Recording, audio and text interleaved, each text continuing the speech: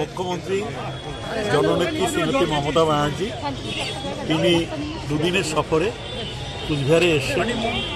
প্রথমে তিনি administrative meeting করলেন রবীন্দ্র ভবনে। সেখানে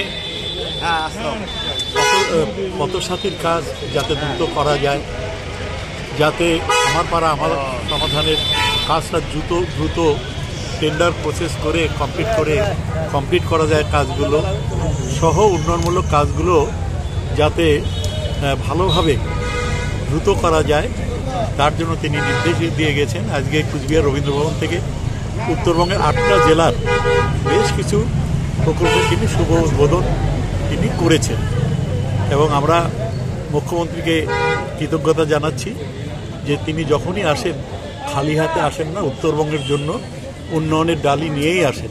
তাকে আবারও আমরা কৃতজ্ঞতা জানাচ্ছি এবং রাজ আমলের কুচবিহারের যে ঠাকুর মদনমোহন, সেই মদনমোহন দেবের মন্দিরে তিনি যখনই আসেন তখনই আসেন এবং তিনি আজকেও এসছেন, পুজো দিলেন। রাজ্যবাসীর জন্য, কুচবিহারবাসীর জন্য তিনি মঙ্গল কামনা করলেন এবং এরপরে তিনি সার্কিটারে চলে গেলেন। আগামীকাল তার জনসভা রয়েছে রাসপালার ময়দানে, একটা ঐতিহাসিক জনসভায় পরিণত হতে যাচ্ছে।